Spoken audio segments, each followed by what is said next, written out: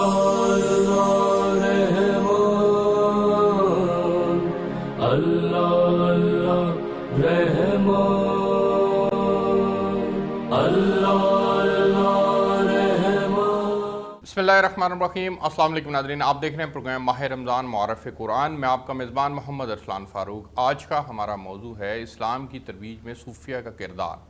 सूफ़ी बुनियादी तौर पर किस तरह से दावत व तबलीग के काम को आगे लेकर बढ़ते हैं, किस तरह से लोगों की तरबियत करते हैं, उनके अंदर से कौन से ऐसे बातनी रज़ाइल हैं जिनको वो ख़त्म करने में एक किरदार अदा करते हैं। सूफ़ी की बुनियादी तौर पर तालीमात का महवर और मरकज़ क्या होता है, इसके ऊपर भी प्रोग्राम के अंदर बात करेंगे। और कुछ माजी की बात होगी कि माजी के अंदर किस तरह से इस्लाम के फैलाव के अंदर इन्होंने क्या किरदार अदा किया और आज इस किरदार को किस तरह से आगे बढ़ाने की ज़रूरत है। क्या हमारी मौजूदा नस्ल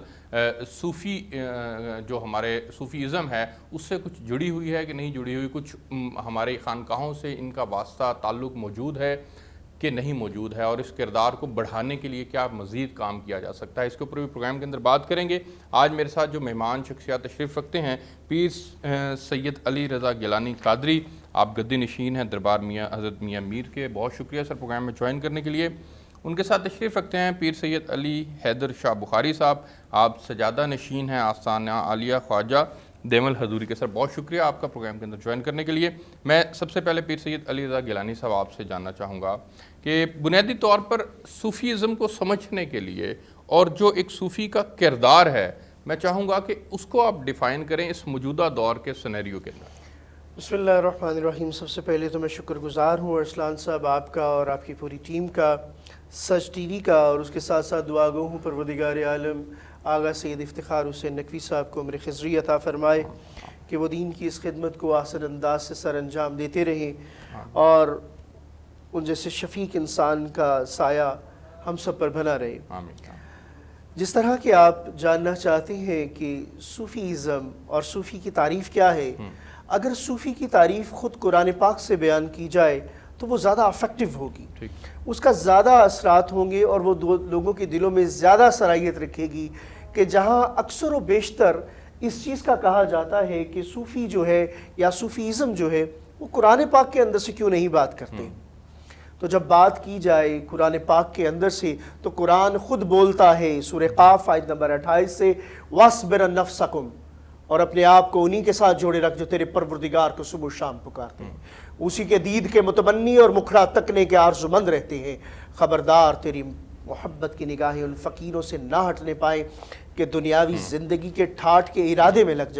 जा देख उसका कहना ना मानना जिसके दिल को हमने अपने ज़िक्र से गाफिल किया और जो अपनी हुए नफ्स की पैरवी में पड़ा। तो अरसलान साहब, सूफ़ी जो है अल्लाह का वो नुमाइंदा है जो अपनी सुबह रोज़ को उठना बैठना जागना सोना अल्लाह और उसके रसूल की रज़ा के लिए है। सूफ़ी वो है जिसके पास बैठने का हुक्म ख़ुद कुरान पाक के अंदर से मौजूद है। वाह वाह, सुभान अल्लाह, बहुत खूब। मैं आगे बढ़ना चाहूँगा और हज़रत पीर सैयद अली हैदर शाह साहब बुखारी साहब आपके पास जाना चाहूँगा। पीर साहब ये बताइएगा कि सूफ़ी बुनियादी तौर पर अपनी कौन सी ऐसी तालीमात को मेयार बनाता है और फिर तरबियत के अंदाज़ को आगे लेकर बढ़ते हैं, वो तालीमात किन को मेयार बनाया जाता है, उसके ऊपर ज़रा रोशनी डालिएगा। जी बिस्मिल्लाहिर्रहमानिर्रहीम। सबसे पहले मैं बहुत ही शुक्रगुज़ार हूँ आपका, अल्लाह आपको मज़ीद बरकतें अता फ़रमाए। यारान तरीक़त में आपसे ये बात करना चाहूँगा कि सूफ़ी जो हैं, सूफ़ी जैसे क़िबला शाह साहब ने कहा कि सूफ़ी वो है जो हर टाइम हर वक्त उसका ज़िक्र इलाही में गुज़रे और वो अपनी उस तालीम को जो है वो आम करे कि जो अल्लाह ताला और अल्लाह के रसूल ने बताया है। और सूफ़ी जो है सूफ़ी वो है जिसका हर वक्त जो है शरीयत के साथ भी कांटेक्ट रहे। शरीयत से बाहर सूफ़ी नहीं जा सकता। और अल्लाह ताला का फजल होता है और सूफ़ी अल्लाह ताला के ज़िक्र से गाफिल नहीं होते और फिर वो अल्लाह का ज़िक्र ही अपने मानने वालों को, अपने चाहने वालों को, सबको वो अल्लाह की ही जो है बारगाह में वो लेके जाते हैं और कहते हैं कि रब ही है और रब के रसूल की हमने माननी है और अल्लाह ने जो कहा है وہی ہم نے کرنا ہے۔ شریعت کی حدود کے اندر رہتے ہوئے جی ان کی تعلیمات کے اوپر حضور نبی کریم صلی اللہ علیہ وسلم کی تعلیمات کے مطابق جی زندگی گزارنے کا بنیادی طور پر درس دیا جاتا ہے، اور اس میں جو ہماری اوبلیگیشنز ہیں، نماز، روزہ، زکوٰۃ، حج، ان کی تو پابندی اپنے طور پر لازم ہے، لیکن اس کے علاوہ جب ایک انسان کی تربیت کی بات آتی ہے تو تربیت کرنے کے لیے آپ کس طرح سے جج کرتے ہیں، آئیڈینٹیفائی کرتے ہیں پرابلمس کو، اور پھر اس کے اکارڈنگلی اس کی، جس طرح ڈاکٹر ایک نسخہ دیتا ہے، دوائی دیتا ہے، اس طرح ایک صوفی کس طرح سے تربیت کرتا ہے ایک آدمی؟ سبحان اللہ۔ انسان، آپ کو پتہ ہے کہ انسان غلطی کا پتلا ہے، جی وہ غلطی کرتا ہے، پر جب صوفیاء کے بارگاہ میں آ جاتا ہے، حضرت خواجہ معین الدین چشتی اجمیری رحمۃ اللہ تعالیٰ علیہ، آپ کا میں ایک واقعہ آپ کو ساتھ میں گوش گزار کرتا چلوں کہ حضرت خواجہ معین الدین چشتی اجمیری رحمۃ اللہ تعالیٰ علیہ آپ اپنے حلقہ ارادت مندوں میں تشریف فرما تھے، تو ایک شخص بیچ میں سے اٹھا اور کہنے لگا کہ حضور یہ فلاں بندہ آپ کی قریب رہتا ہے، اس سے میں نے اتنے دینار، اتنے درہم جو ہے، اتنے پیسے جو ہے میں نے لینے ہیں۔ تو حضرت خواجہ معین الدین چشتی اجمیری جو ہیں، آپ نے اس کو بٹھا دیا اور پھر بعد میں اکیلے لے کے بیٹھ کے اس کو سمجھایا کہ تم میرے پاس علیحدہ بھی آ سکتے تھے، اکیلے بھی آ سکتے تھے، پر تم نے ساری جو میرے ساتھ جو لوگ بیٹھے ہوئے تھے، تم نے ان لوگوں کے سامنے بھی اس کا راز فاش کیا اور لوگوں کے دل میں گھس کے اللہ تعالیٰ کی محبت ڈال کے پھر ان کو اللہ کے راستے پہ چلا دینا، اور ان کی پھر جو ہے اللہ تعالیٰ کے بارگاہ میں پھر ان کو ان کی ہدایت کرنا اللہ کی راستے پہ۔ تو یہ آپ نے بالکل، آپ کے یہ سوال کا میں اب جواب یہ دے رہا ہوں جی، کہ وہ اللہ کے ولی جو ہیں وہ اپنی ایک نگاہ سے بندے کے قلب کو اور اللہ کی طرف مائل کر دیتے ہیں۔ بالکل ٹھیک، تو وہ اس کی وجہ سے بالکل ٹھیک۔ میں چاہوں گا علی رضا شاہ صاحب کہ آپ بھی اس سوال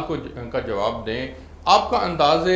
دعوت کیا ہے؟ کس طرح سے آئیڈینٹیفائی کیا جاتا ہے کہ یہ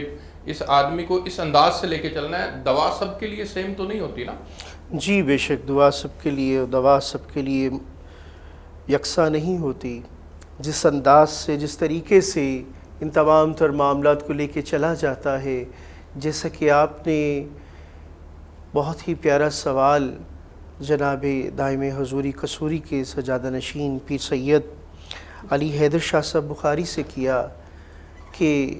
خادم اور یہ ساری چیزیں کے معاملات وہ کس طرح سیکھتا ہے۔ دیکھیں، جو اپنی مسند پر اپنی تمام تر تربیت اور تمام تر معاملات کو سر انجام دیتے ہوئے ایک زیرو سے وہ مسند کی طرف کا سفر کرتا ہے، تو وہ شروع خادم سے ہوتا ہے، اس کی ابتدا خادم سے ہوتی ہے اور اس کی انتہا جو ہے مخدوم سے ہوتی ہے۔ تو جس طریقے سے طریقت جو ہے وہ آپ کو، طریقت جو ہے یہ طریقے کو فالو کرنے کا نام ہے کہ یہ طریقہ کیا ہے۔ جس طرح ہم قادری طریقے کو کی نمائندگی کرتے ہیں، تو یہ طریقت کے جو الفاظ ہیں، طریقت کی رہنمائی کس طرح کی جائے گی، طریقت کے معاملات کس طرح کیے جائیں گے، اور اس طریقت میں تربیت کا کیا کردار رہے گا۔ جو تربیت کا کردار ہے وہ سب سے احسن کردار جو ہے اولیاء اللہ نے اپنایا، اور وہ کردار یہ تھا کہ وہ خود اس قدر پیار اور اس قدر شفقت سے اور اس قدر اپنائیت سے اگلے کے دل کے اندر سرایت کر جاتے تھے۔ ان کی تعلیمات کا انداز اس طرح سے ہوتا تھا کہ وہ اگلے کے دل کے اندر ایسے پینیٹریٹ کر جاتے تھے کہ وہ خود اگلا جو ہے وہ اپنے اندر سے بولتا تھا کہ اب میرے اندر جو معاملات ہیں وہ تیرے ہیں، کہ ایک ایسا مقام آ جاتا تھا کہ جب خود جو تھا طالب جو تھا وہ مطلوب کو کہا جاتا تھا کہ اب میں نہیں رہا، مجھ میں تو سما گیا۔ اسی لیے ہی طریقت کے مقامات میں ایک مقام جو ہے وہ خود شیخ طریقت کی معاملات میں ڈھل جانے کا مقام ہے، جس کو فنا فی الشیخ کہا جاتا ہے۔ یہ تربیت تھی اولیاء اللہ کی، جس کے بدولت انہوں نے اس خطے میں، بر صغیر پاک و ہند میں، اس پیار کے اندر، اس اپنائیت کے اندر اور اس قدر پیار سے اسلام کو پھیلایا کہ لوگ اسلام کے رنگ میں ایسے ڈھلے اور وہ اولیاء اللہ کے ایسے معتقد ہوئے۔ کیونکہ آپ کی بات کو بڑھاتے ہوئے میں آگے چلتا ہوں بر صغیر پاک و ہند، جس میں نہ صرف پاکستان، ہندوستان اور دوسرے ممالک بھی شامل ہیں، یہ ممالک نبوت کی شمع سے جو تھے محروم رہے کہ یہاں پہ آقا کریم صلی اللہ علیہ وآلہ وسلم کی آمد کے اثرات بہت کم نظر آتے ہیں۔ یہاں تک کہ اگر قدیمی معاملات میں دیکھا جائے تو یہاں چند ہی مسلمان پائے جاتے تھے ہندوستان سے، کیونکہ آقا کریم صلی اللہ علیہ وآلہ وسلم کا فرمان تھا کہ مجھے اس بر صغیر سے گلاب کی خوشبو کی مہک آتی ہے۔ تو اس دور میں کچھ ہی مسلمان موجود تھے، جس میں سے ایک مسلمان وہ تھا جس نے شق القمر کے واقعات کو دیکھا۔ شق القمر کیا تھا کہ جب آقا پالنے میں انگلی کی جنبش سے چاند کے 2 ٹکڑے کر دیا کرتے تھے اور چاند پھر جڑ جایا کرتا تھا۔ ان کو اللہ نے اتنی عمر عطا فرمائی کہ وہ خود گئے اور وہ راجہ جو تھا وہ جا کے آقا کریم صلی اللہ علیہ وآلہ وسلم سے مشرف پا اسلام ہوا۔ تو یہ خطہ جو کہ نبوت سے محروم رہا، اور اس کی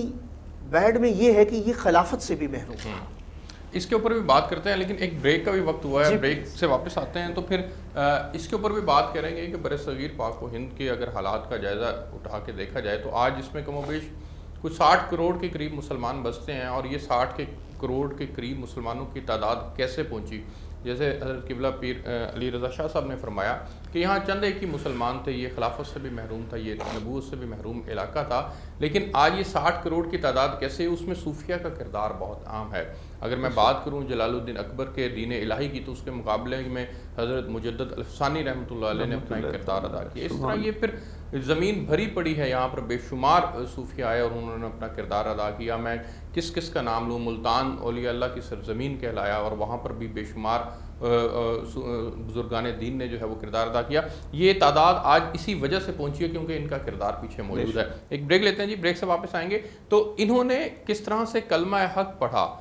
اگر اس وقت کے جابر حکمرانوں کی بات کی جائے، ان کے سامنے اگر کلمہ حق پڑھا تو ان کے پیچھے جو بنیادی طور پر تعلیمات تھی وہ تو ظاہر ہے شریعت محمدی حضرت محمد مصطفیٰ صلی اللہ علیہ وسلم ہی کی تھی، لیکن اس وقت کے حالات کے سامنے اگر آپ کھڑے ہو جاتے ہیں تو آپ کے پیچھے جو بنیادی طور پر فورس ہے وہ کیا آپ کے ساتھ ایک بہت بڑی تعداد، آپ کے رفقا کی ایک بہت بڑی تعداد ہے، آپ کے ساتھ ایک بہت بڑی ٹیم اس وقت کھڑی ہو جاتی ہے جو آپ کے پیچھے کھڑی ہے، یا پھر آپ تنہا آگے بڑھے ہیں؟ اس کے اوپر بھی بات کریں گے، میرے ساتھ رہیے گا، بریک لیتے ہیں۔ اللہ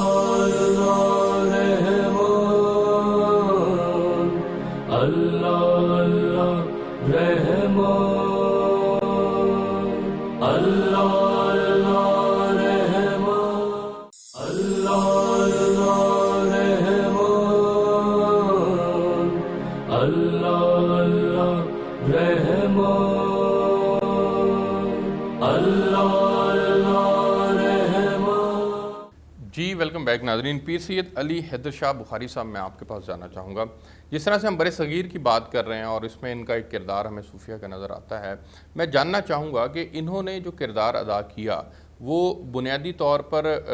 اگر میں بات کروں کہ لوگوں سے آپ نے انتہا پسندانہ سوچ کے خاتمے میں کردار تھا بنیادی طور پر، یا آپ نے لوگوں کو اعتدال کی طرف لے کر آئے، معتدل طبیعت والا ان کو بنایا، کس طرح سے ان کی تربیت کی؟ اور پھر آپ کے اس جیسے حضرت خواجہ معین الدین چشتی اجمیری کے ہاتھ کے اوپر تقریباً لاکھوں کافر جو تھے وہ مسلمان ہوئے، تو یہ جو ٹرانزیشن پیریڈ تھا بنیادی طور پر، اس کے اوپر تھوڑی سی بات کیجیے گا کہ یہ کس طرح سے آتا ہے، صوفی ہٹ کہاں کرتا ہے، اس کی سوچ کو تبدیل کرنے کے لیے کہاں پر وہ ہٹ کرتا ہے، اس کے اوپر بات کیجیے گا۔ جی جیسے آپ نے کہا کہ صوفی کہاں پر ہٹ کرتا ہے، صوفی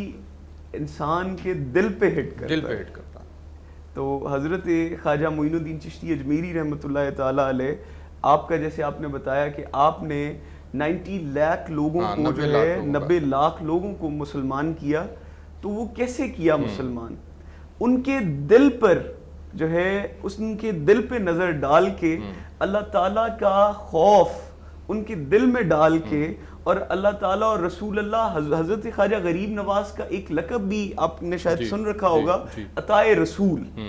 حضور کی عطا کی وجہ سے آپ نے حضور کی امت کے اندر جو ہے اللہ تعالیٰ کا دل میں ڈر پیدا کیا، اور پھر آپ نے جیسے کہ کہا کہ اور اس وقت جو ہے جو حکمران تھے انہوں نے بہت جو ہے بہت مشکل وقت ان کے لیے، اولیاء اللہ کے لیے، جیسے کہ آپ نے واقعہ سنا ہو کہ آپ جو ہے وہاں پر گنگا کے قریب جو ہے وہاں پہ جا کے اجمیر میں جو ان کا دریا تھا کوئی، وہاں پر جا کے آپ تشریف فرما ہوئے، تو انہوں نے کہا کہ یہاں سے آپ اٹھ جائیں، یہ جو ہمارے بادشاہ ہیں ان کے جو ہے یہ اونٹوں کے بیٹھنے کی جگہ ہیں۔ تو حضرت خواجہ غریب نواز نے فرمایا کہ یہ تو خدا کی زمین ہے، تو ہم تو خدا کی زمین پہ بیٹھے ہیں۔ تو انہوں نے کہا کہ نہیں، آپ یہاں سے اٹھیں۔ تو انہوں نے کہا کہ ٹھیک ہے، ہم تو اٹھ جاتے ہیں، پر اب یہاں پر اونٹ ہی بیٹھیں گے۔ تو جب وہ آئے اور اونٹ بیٹھے تو صبح جب انہیں اٹھانے کا، قبلہ آپ نے بھی یہ واقعہ سن رکھا ہے اور یہ بڑا مشہور زمانہ واقعہ ہے، وہ جب اٹھانے کا ٹائم آیا تو وہ اونٹ جو ہیں وہ اٹھ ہی نہیں رہے۔ حضرت خواجہ غریب نواز کو وہ لوگ ڈھونڈ رہے ہیں، اور جا کے انہوں نے جا کے بتایا حضرت خواجہ وقت کے بادشاہ کو کہ غالباً جو ہے پرتھوی راج چوہان اس ٹائم وہ وقت کا بادشاہ تھا، تو اسے جا کے بتایا گیا کہ وہ اللہ کے ولی تھے، اولیاء اللہ تھے، تو ان کو اٹھایا ہے، تو اب اونٹ اٹھ نہیں رہے، تو اب مہربانی فرمائیں اب کیا کہنا ہے۔ انہوں نے کہا کہ ان کو ڈھونڈو، ان کو ڈھونڈ کے اور ان سے دعا کرواؤ اور ان سے معافی مانگو کہ مہربانی فرمائیں اور یہ ہمارے اونٹ اٹھ نہیں رہے۔ تو حضرت خواجہ غریب نواز نے فرمایا کہ میں نے تو ان کو کچھ بھی نہیں کہا، پر تم نے مجھے میرے رب کی زمین سے اٹھایا تو اللہ تعالیٰ نے انہیں وہاں پر ہی بٹھائی رکھا، تو آپ نے فرمایا کہ اب یہ اٹھ جائیں گے۔ تو اللہ تعالیٰ کے فضل سے وہ اونٹ اٹھ گئے، اور ان کی وہ کرامت دیکھ کے لاکھوں لوگ جو اس ٹائم موجود تھے وہاں پہ اجمیر میں اور گرد و نواح میں، بادشاہ کے ساتھ، ایک بادشاہ کے اونٹوں کے ساتھ یہ واقعہ ہوا، تو یہ جیسے جنگل میں آگ کی طرح بات پھیل گئی۔ تو وہ لوگوں نے بڑا جو ہے اس پہ اثر انداز کر کے پھر حضرت خواجہ غریب نواز رحمۃ اللہ تعالیٰ علیہ کا آپ کا جو ہے بارگاہ میں آئے اور دعائیں کروائیں، پھر آپ نے پھر دل ان کا مائل کیا اللہ تعالیٰ کی اللہ کی طرف دل مائل ہوا، اور پھر وہ ایک کردار ہے۔ بالکل ٹھیک ہے جی پیر صاحب، میں آپ کے پاس جانا چاہوں گا اور آپ سے جاننا چاہوں گا کہ بین المسالک ہم آہنگی کے اندر اور بین المذاہب ہم آہنگی کے اندر صوفیہ کا ایک کردار رہا ہے، اور آج کے دور میں اس کی بہت زیادہ ضرورت بھی ہے، اس کو کیسے لے کر آگے بڑھا جا رہا ہے؟ دیکھیں، جہاں تک بین المذاہب ہم آہنگی ہے اور یہ تمام مسالک ہم آہنگی ہے، ان تمام تر چیزوں کا آغاز خود اولیاء اللہ سے ہوتا ہے۔ جہاں ہم خواجہ غریب نواز، عطائے رسول، خواجہ ہند الولی حضرت خواجہ معین الدین چشتی اجمیری کی بات کر رہے ہیں کہ جب آپ حضرت غوث اعظم سے فیض یافتہ ہوئے اور آپ کو جب عطا کیا جانے والا تھا ہندوستان اور یہ بر صغیر پاک و ہند آپ کو عطا کیا جانا تھا، تو آپ کو خود حضرت غوث اعظم سرکار نے داتۂ گنج بخش علی حجویری کی بارگاہ میں بھیجا تھا اور فرمایا کہ آپ وہاں سے جائیے اور ان سے اپنا علاقہ طلب فرمائیں۔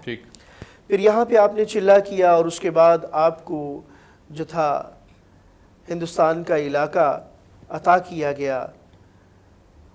جب آپ کو علاقہ عطا کیا گیا تو وہاں اکثریت بلکہ زیادہ تر جو لوگ تھے وہ ہندو تھے، آتش پرست تھے، کچھ جین تھے، کچھ پارسی تھے، اس طریقے سے تمام تر مذاہب وہاں پر موجود تھے۔ تو خواجہ غریب نواز نے فوری طور پر وہاں پر جا کے جو تھا کوئی علم جہاد بلند نہیں کر دیا تھا، آپ نے وہاں پر جا کے ان کے اندر اس قدر صلاحیت اختیار کی، اور انہی کے اندر سے جو تھی، جس طرح داتۂ گنج بخش علی حجویری نے کتنا عرصہ ہندو جوگیوں کا دھارے رکھا، اور جب اندر سے جب صدا بلند کی کلمے کی تو پھر فوری طور پہ کایا ہی پلٹ دی۔ اسی طرح ہی حضرت، یہاں پہ اگر نام نہ لیا جائے حضرت نظام الدین اولیاء کا تو بے انصافی ہوگی۔ حضرت نظام الدین اولیاء کو جب دلی کا نظام مقرر کر کے وہاں بھجوایا گیا تو آپ کے چہیتے اور لاڈلے مرید حضرت امیر خسرو نے جو تھی وہ طبلے کی ایجاد کی، اور اس طبلے سے جو تھا وہاں پہ کیونکہ لوگ بہت زیادہ مائل تھے جو تھا وہ راگوں کی طرف، وہاں بھجن کی طرف راغب تھے، کیرتن کی طرف راغب تھے، ان ساری چیزوں کے اندر، تو پھر انہوں نے سما اور قوالی کو انٹروڈیوس کروایا، اور جب وہاں پر انہوں نے ان کے دلوں میں سرایت کر کے ان کو اسلام کی دعوت دینی شروع کی، تو پھر وہ خواجہ غریب نواز، حضرت خواجہ غریب نواز نے 90 لاکھ کو جب کلمہ پڑھایا تو یہ کوئی آسان کام نہیں تھا، بالکل جس طرح حضرت یہاں پر اگر ہم ذکر نہ کریں حضرت بہاؤالدین ذکریہ ملتانی کا، کہ جب آپ نے انڈونیشیا میں اپنے خلیفہ کو بھجوایا تو ان لوگوں نے اس خلیفہ کو پکا کے کھا لیا، اللہ، آپ نے اپنے دوسرے خلیفہ کو بھجوایا کہ اسلام کی اشاعت کے لیے وہاں جائے، اس کو بھی انہوں نے پکا کے کھا لیا،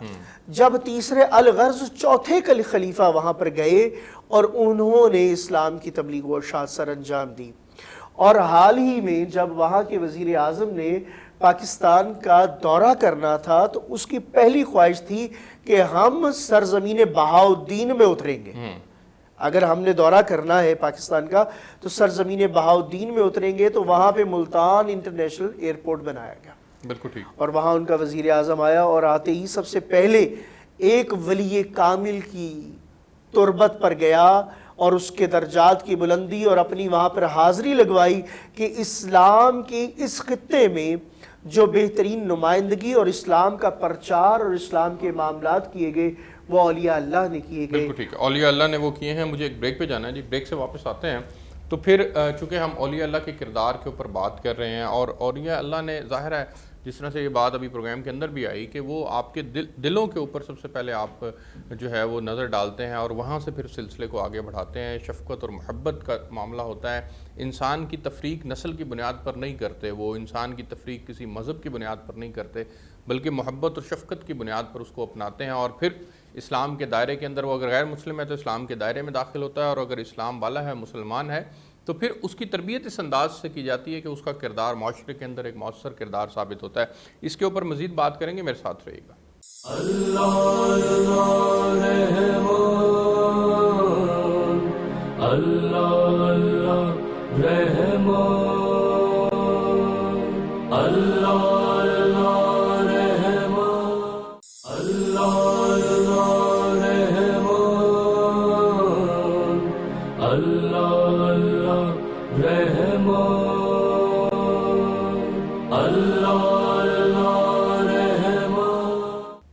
ویلکم بیک ناظرین۔ پیر سید علی حیدر شاہ صاحب، میں چاہوں گا کہ موجودہ دور کے سینیریو کو سامنے رکھیں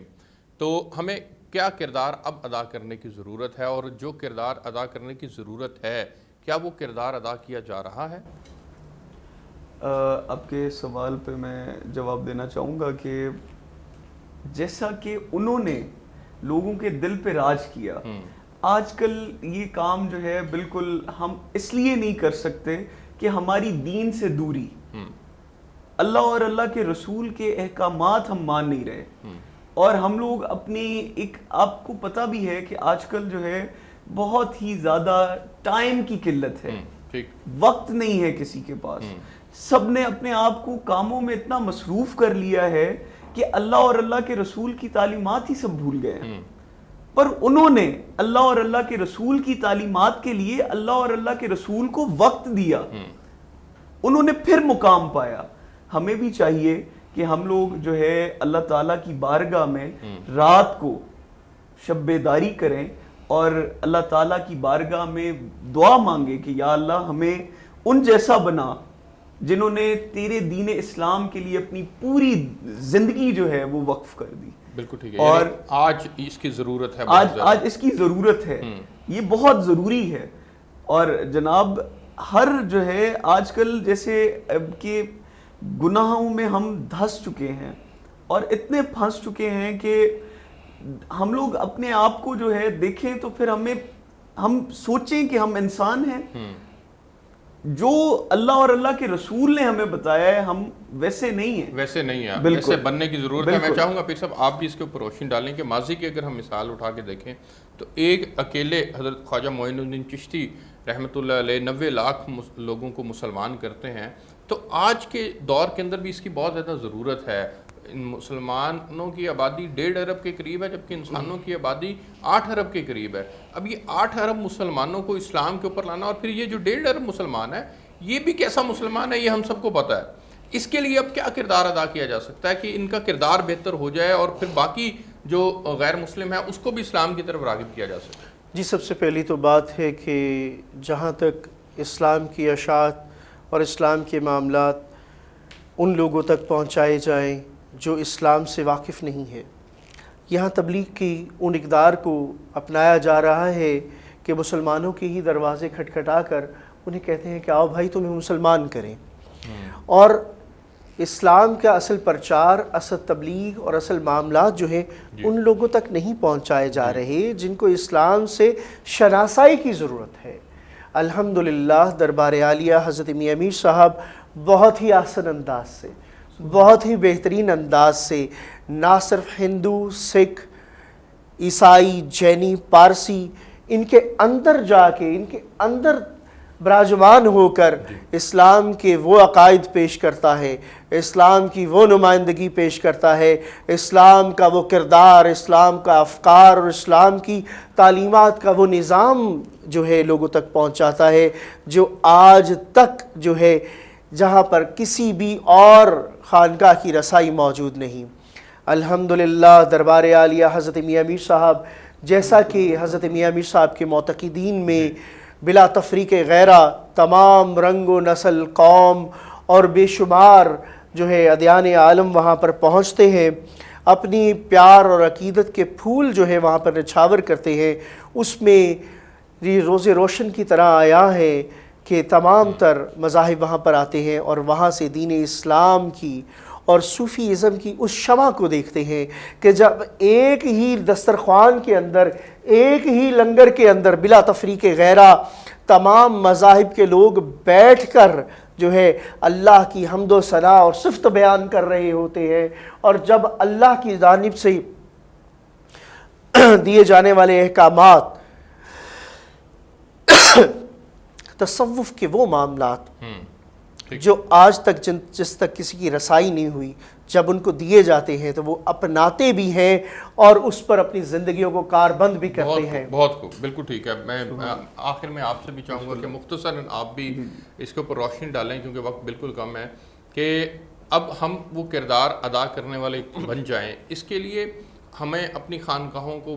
زیادہ مؤثر اور زیادہ اس کے اوپر زور دینا ہوگا کہ یہ آباد ہو جائیں. ان کی آبادی کے لیے ایک صوفی کس طرح سے کردار ادا کر رہا ہوتا ہے؟ مختصراً اس کے اوپر روشنی ڈالیں. جیسے کہ آپ نے سوال کیا، یہ اولیاء اللہ کو کردار جو ہے اب موجودہ جتنے بھی سجادگان ہیں وہ اولیاء اللہ کی خانقاہ پہ بیٹھ کے سب سے پہلے تو ہے کہ اللہ اور اللہ کے رسول کی دین کی تعلیم، ٹھیک، دین اسلام کی تعلیم. اور جیسے کہ آپ کو پتہ ہے کہ مدارس الگ ہو گئے ہیں، خانقاہیں الگ ہو گئی ہیں. جیسے کہ آپ پیچھے دیکھیں تو حضرت مجدد پاک رحمۃ اللہ تعالی علیہ آپ کی خانقاہ کے ساتھ درس گاہ موجود تھی، پھر وہ خانقاہ بنی. حضرت خواجہ دائم الحضوری قصوری رحمۃ اللہ علیہ وقت کے آپ کے دادا جی کے پاس حضرت بابا بلے شاہ صاحب اور پیر وارث شاہ صاحب پڑھتے رہے ہیں. تو آپ ان جیسی درس گاہیں ہمیں قائم کرنی پڑیں گی، پھر ہم جو ہے ان کو دونوں کو جوڑنا پڑے گا، بالکل جوڑ کے. اگر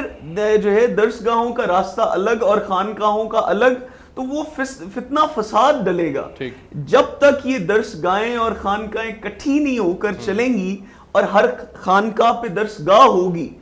تب تک جو ہے مؤثر کردار ادا نہیں کیا جا سکے گا. بالکل نہیں. بالکل ٹھیک ہے. آپ دونوں مہمانوں کو بہت شکریہ. ناظرین، آج ہم نے پروگرام کیا ہے اسلام کی ترویج میں صوفیہ کا کردار، اور ہم نے کچھ ماضی کے اندر بھی دیکھنے کی کوشش کی کہ کیا صوفیہ نے کردار ادا کیا، صوفیزم بنیادی طور پر ہے کیا، اس کی بھی تھوڑی سی تعریف ہم نے سمجھنے کی کوشش کی، اور موجودہ دور کے اندر